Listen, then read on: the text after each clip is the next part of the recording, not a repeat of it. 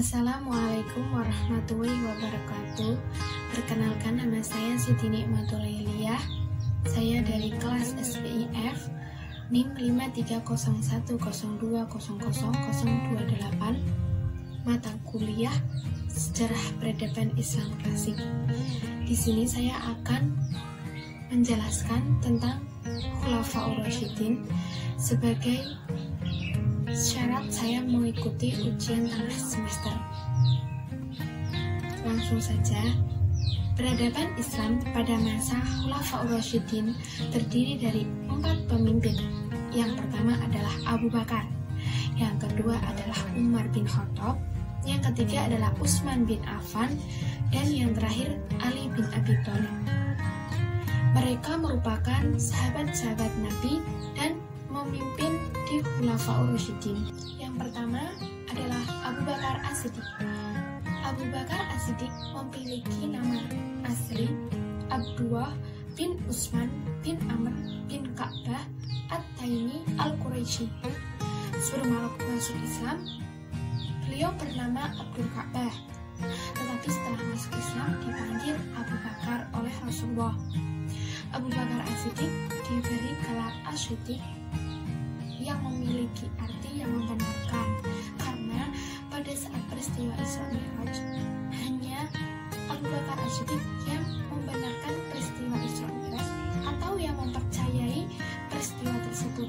Melalui perantara Abu Bakar, banyak sahabat-sahabat yang masuk Islam pada waktu itu, seperti Abdurrahman bin Auf, Utsman bin Affan, Zubair bin Awam, Sa'ad bin Abi Waqqas, dan lainnya. Mereka juga disebut sebagai as-sabiqunal awwalun atau orang-orang yang pertama memeluk agama Islam. Abu Bakar As-Siddiq lahir pada tahun 572 Masehi dan dibaiat menjadi pemimpin setelah Rasulullah wafat. Abu Bakar As-Siddiq memimpin selama kurang lebih 2 tahun 3 bulan dan wafat di tahun 12 Hijriah pada umur 63 tahun. Kebijakan-kebijakan dalam pemimpinan Abu Bakar yang pertama adalah penumpasan nabi palsu, karena setelah Rasulullah SAW wafat, banyak orang-orang yang mengaku bahwa dirinya itu adalah nabi atau nabi setelah Rasulullah. Nah, yang terkenal di kalangan kita adalah Musailamah Al-Kadzdzab. Dia ditumpas oleh Khalid bin Walid. Yang kedua adalah pembukaan Al-Quran. Pembukuan Al-Quran ini berasal dari ide Umar bin Khattab, karena pada saat itu banyak para penghafal Al-Quran yang mati syahid di dalam perang. Umar bin Khattab khawatir kalau Al-Quran hanya sebatas dalam ingatan, atau ketika seseorang yang menghafal Al-Quran sudah mati, maka Al-Qurannya tidak bisa dipelajari oleh generasi-generasi berikutnya. Maka dari itu Umar bin Khattab mengusulkan bahwa sebaiknya Al-Quran dikumpulkan atau dibukukan. Dalam pembukuan Al-Quran ini, Abu Bakar As-Siddiq mengutus Zaid bin Sabit untuk menjadi ketua dalam panitia pengumpulan Al-Quran ini. Nah, yang ketiga adalah perluasan wilayah di Syria. Khalifah yang kedua adalah Umar bin Khattab. Umar bin Khattab memiliki nama asli Umar bin Al-Khattab bin Nufail bin Abdul Uzza Al-Quraisy. Umar bin Khattab diberi gelar Al-Faruq atau pemisah yang hak dan yang batil. Umar bin Khattab masuk Islam pada usia 27 tahun. Beliau merupakan seorang yang pandai membaca dan tulis-menulis.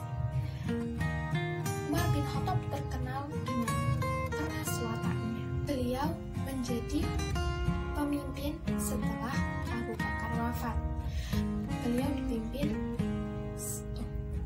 dipilih sebagai pemimpin yang dipilih langsung oleh khalifah sebelumnya, karena pada proses pemilihan khalifah Khulafaur Rasyidin Cara pemilihannya berbeda-beda. Abu Bakar dipilih dengan voting. Awal mulanya pemilihan Abu Bakar terjadi keributan atau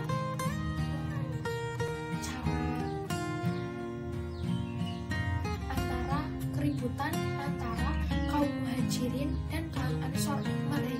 Kelompok dua tersebut merasa pantas menjadi pemimpin penerus Rasulullah SAW. Tetapi pada waktu itu ada sahabat yang mengatakan bahwa kaum Muhajirin lebih berhak menjadi pemimpin penerus Rasulullah, karena kaum Muhajirin mendampingi Rasulullah dari awal perjuangannya. Kemudian para sahabat memilih Abu Bakar untuk menjadi pemimpin setelah Rasulullah. Nah, dalam pemilihan khalifah yang kedua ini, Umar bin Khattab, beliau ditunjuk langsung oleh Abu Bakar As-Siddiq. Beliau dibaiat pada tahun 13 Hijriah setelah Abu Bakar wafat. Beliau menjabat selama 10 tahun, 6 bulan, 4 hari, dan beliau wafat pada tahun 23 Hijriah.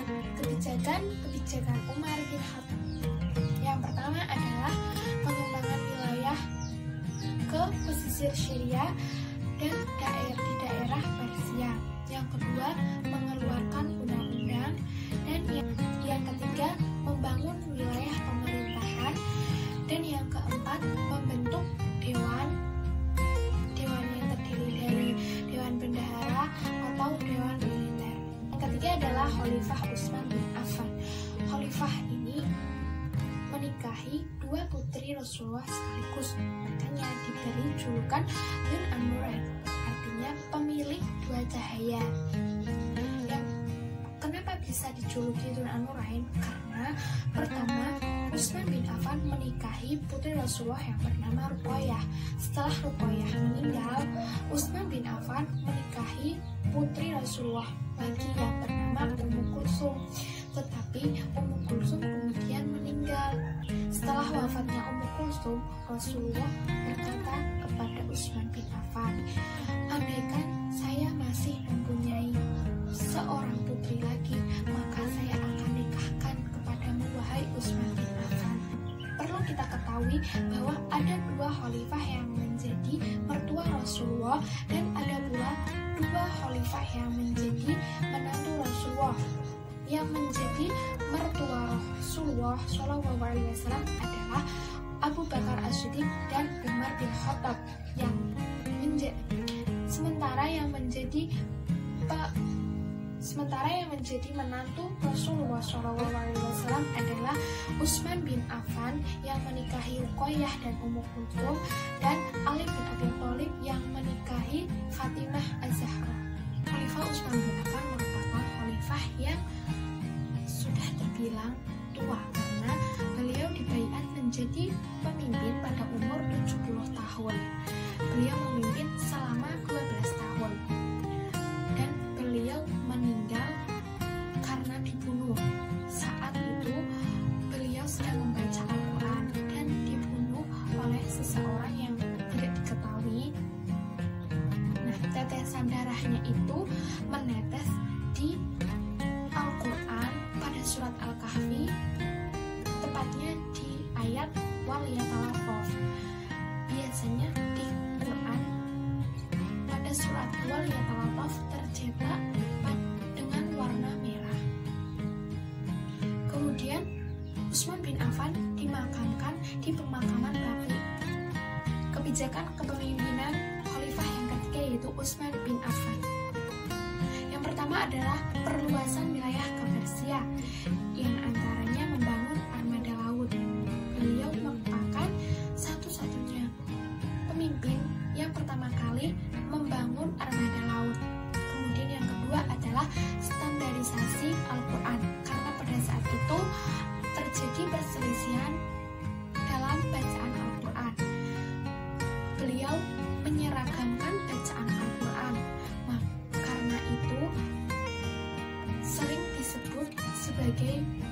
Mushaf Utsmani atau Quran Utsmani.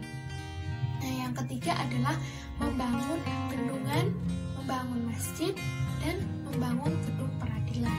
Kemudian khalifah yang terakhir. Khalifah yang terakhir yaitu Ali bin Abi Thalib. Ali bin Abi Thalib memiliki nama asli Ali bin Abi Thalib bin Abdul Muthalib bin Hashim Al-Quraisy Al-Hasimi. Beliau biasa dipanggil dengan Abu Hasan, tetapi Rasulullah memanggilnya dengan sebutan Abu Turab. Beliau merupakan satu-satunya anak kecil yang masuk Islam pada waktu itu. Ali bin Abi Thalib dibunuh oleh Abdurrahman bin Muljam pada tahun 40 Hijriah.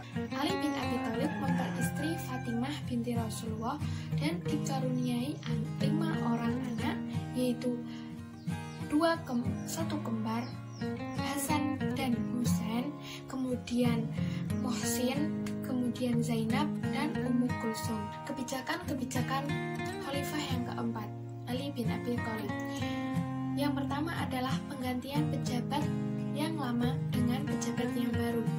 Ali melakukan pemecatan pejabat yang lama untuk digantikan dengan pejabat yang baru karena beliau menganggap bahwa pemberontakan terjadi karena keteledoran pejabat yang lama. Makanya untuk menghindari pemberontakan yang akan terjadi di selanjutnya, Ali mengganti pejabat yang lama dengan pejabat yang baru. Yang kedua, penarikan kembali tanah yang dihadiahkan oleh Utsman kepada penduduk, dan pendapatan tersebut diberikan kepada negara, dan beliau melakukan distribusi pajak tahunan seperti yang dilakukan oleh sahabat Umar bin Khattab dulu. Karena masa pemerintahan Umar bin Khattab sangatlah patut dicontoh oleh pejabat-pejabat pada masa sekarang, karena beliau mengutamakan kesejahteraan rakyat daripada kesejahteraan dirinya sendiri maupun kesejahteraan keluarganya. Kebijakan Ali bin Abi Thalib yang ketiga yaitu menghadapi para pemberontak, yang para pemberontaknya terdiri dari Thalha, Zubair, Aisyah. Melakukan pemberontakan dikarenakan Ali bin Abi Thalib tidak mau menghukum pembunuh Utsman. Mereka menuntut darah Utsman. Sebenarnya Ali bin Abi Thalib tidak mau melakukan pembalasan atas darah Utsman karena Ali bin Abi Thalib tidak mau ada peperangan. Tetapi tetap terjadi peperangan yang disebut dengan Perang Jamal, karena pada saat itu Aisyah radhiyallahu anha menumpangi unta ketika berperang, makanya dinamai dengan Perang Jamal. Setelah Perang Jamal selesai, pemberontakan terus terjadi dengan orang-orang yang berbeda, yaitu Muawiyah bin Abu Sufyan. Terjadilah Perang Siffin. Kenapa bisa dinamai Perang Siffin? Karena pada saat perang melawan Abu Sufyan, Ali bin Abi Thalib dan Abu Sufyan berperang di daerah yang bernama, di bukit yang bernama Bukit Siffin. Di dalam peristiwa Perang Siffin inilah kemudian terpecah 3 golongan. Yang pertama golongan Khawarij, yaitu golongan yang keluar dari barisan Ali. Yang kedua adalah golongan Syiah, yaitu golongan yang setia mendampingi Ali atau pengikut Ali. Kemudian yang ketiga adalah golongan yang mendukung Muawiyah bin Abu Sufyan. Nah, Muawiyah bin Abu Sufyan inilah yang nantinya mendirikan Bani Umayyah atau pemimpin setelah Khulafaur Rasyidin.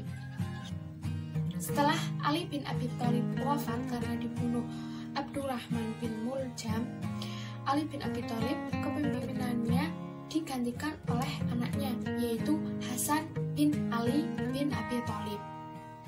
Hasan bin Ali membuat perjanjian dengan Muawiyah bin Abu Sufyan, tetapi Muawiyah bin bin Abu Sufyan lebih kuat dari Hasan bin Ali. Makanya semua rakyat atau kepemimpinannya diambil alih oleh Muawiyah bin Abu Sufyan. Padahal dalam perjanjian tersebut tidak ada perselisihan atau kebencian terhadap sesama umat Islam. Setelah itu, tidak lama kemudian Hasan bin Ali terbaring sakit dan meninggal. Nah, kepemimpinannya dilanjutkan oleh Husain bin Ali. Kemudian Husain bin Ali mendapat undangan yang melewati daerah yang bernama Karbala. Tetapi ketika sampai di daerah Karbala, Husain bin Ali mendapat serangan. Kemudian Husain bin Ali meninggal di dalam peristiwa perang Karbala tersebut. Demikian penjelasan dari saya, kurang lebihnya mohon maaf. Wassalamualaikum warahmatullahi wabarakatuh.